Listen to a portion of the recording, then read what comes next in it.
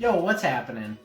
Today I've got a few things going on. Number one, I'm going to be racking some mead, the one that I added fruit to last week. And so now I'm going to be getting it separated from that fruit and into a new carboy. I'll rack the mead a few times throughout the process. It helps to get it clearer, and you leave that little bit of sediment on the bottom. So each time you rack it, it'll get a little clearer and a little clearer. And eventually, once it's done fermenting, then I go back and I do the back sweetening. Second thing I'm going to be doing is I'm going to be drinking these meads and talking a little bit about them. And number three, I've just gotten something in the mail, so I'm going to be unboxing it and showing it off. So if you want to see that, stay tuned to the end.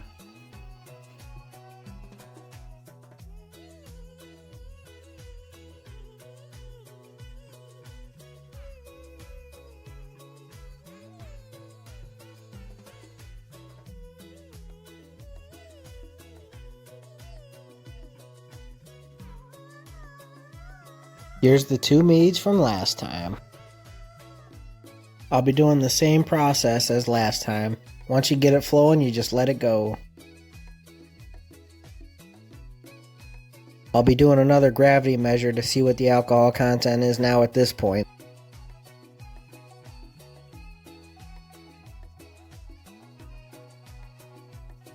Now it's sitting at 1.008, which will put the alcohol content at 9.38%. Right on schedule.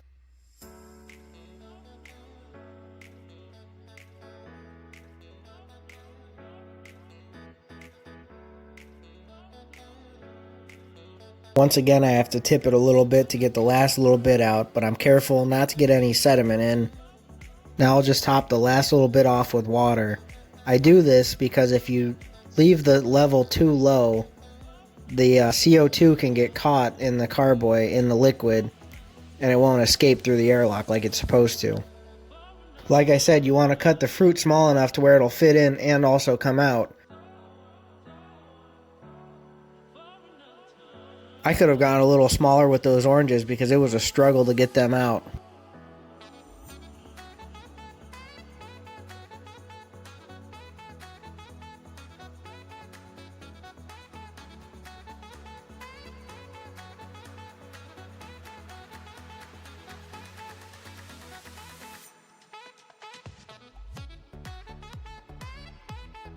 Finally, the last one. What's going on, Floofy?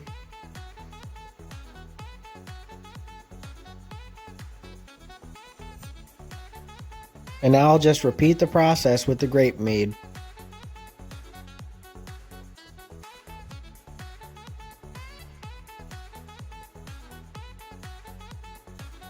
I'll do a gravity measure on this one too. They usually end up being the same, but I do it just to be sure.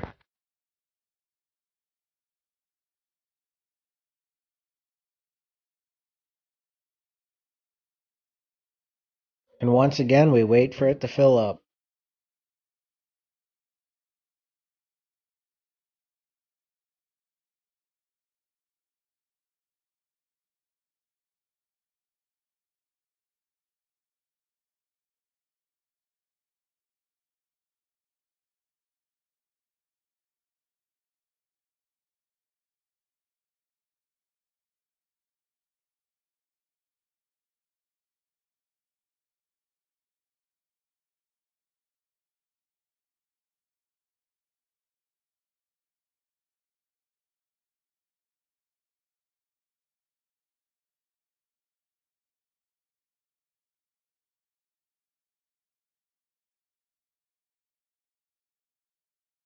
There we have it, the two flavors racked.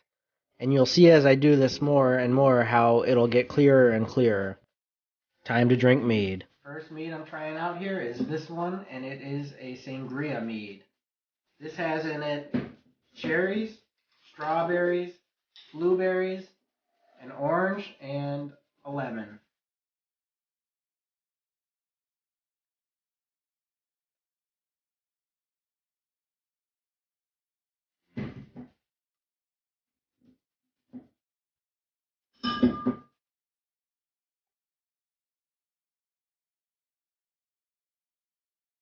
Mead always tastes better from a horn.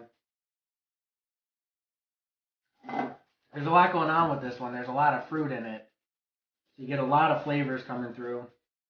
They're all kind of blended together. But it is pretty sweet from all the sugars and all those different fruits. Similar to a sangria type of wine, there's a lot of fruity flavors in this. Probably one of the best ones I make and one of my favorites. Next, I've got this cranberry orange, which this is the first time I've ever made this one.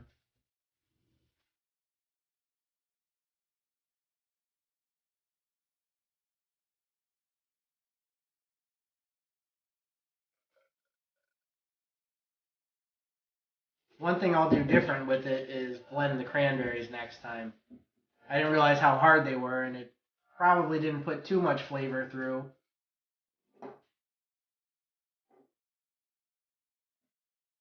I need more.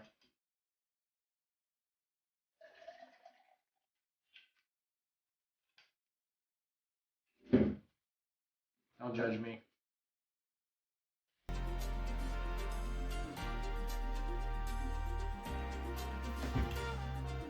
Before I made this, I really didn't even know what a cranberry tasted like. I can't say how much of the cranberry flavor is there, but I can tell you it's not plain mead, it's not just the honey flavor. But I think if I do blend it next time, that I'll end up getting more of that cranberry flavor through. And the orange just adds a little bit of sweetness to it, because I tried a cranberry when I was making it, and it was kind of a bitter taste. But the mead didn't come out bitter at all. And I actually liked it a lot more than I expected. But there's definitely, it's not a plain mead, there's definitely some flavor to it. Here it is. Here we go. There's a big old box here.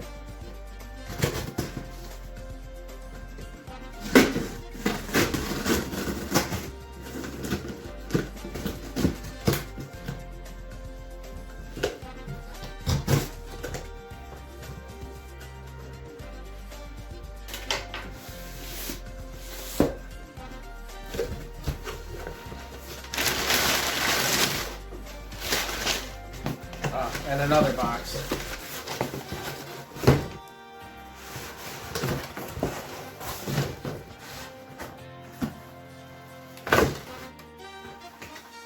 And of course, some bubble wrap.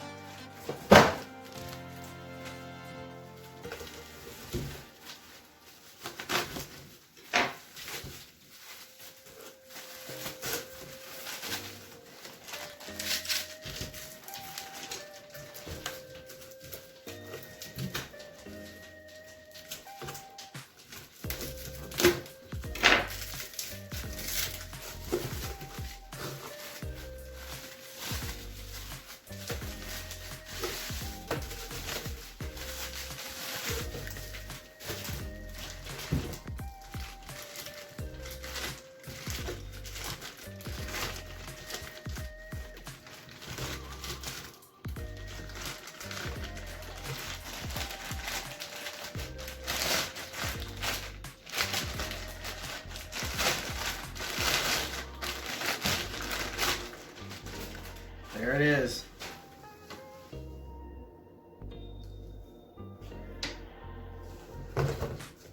Also comes with, where the heck did it go? This nice leather piece that you can wear, so you can put it on your side, on your belt. I wanted to buy an axe for a while, something to keep in the van if I'm ever out camping, so I can cut up any wood that I need to. And of course I gotta have the Viking style to it.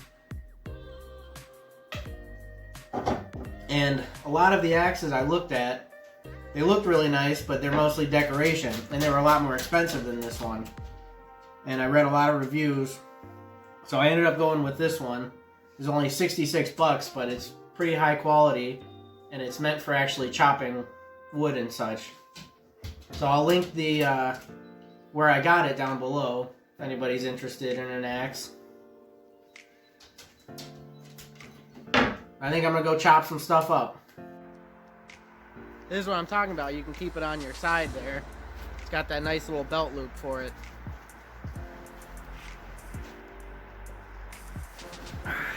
I'm off to find something to chop. Oh, there's something.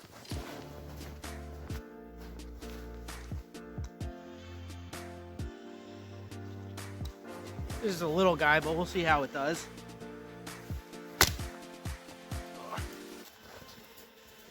Like nothing.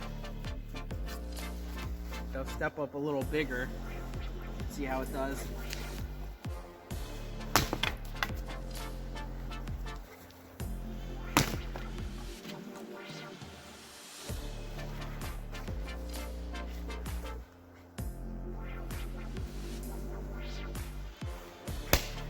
There we go. And here we go, something even a little bigger. What's going on, Floof?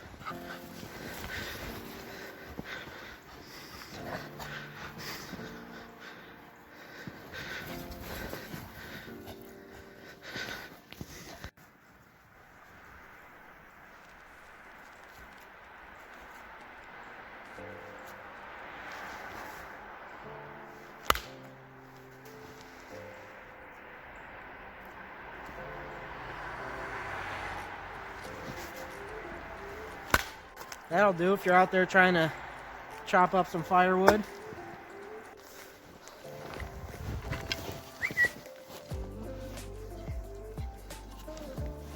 The last chop.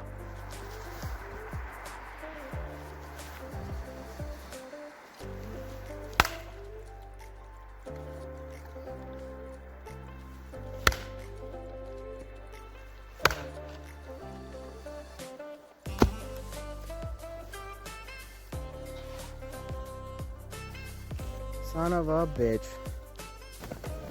Go on, Floof. Go on, Floof. Go on.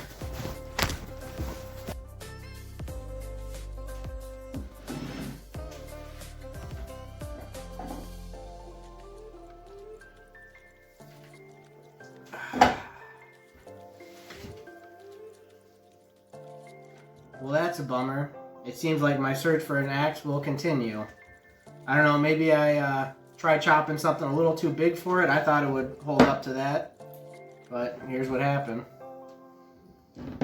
See, with this hatchet here, I'd cut down a tree about that big that I carved a staff out of.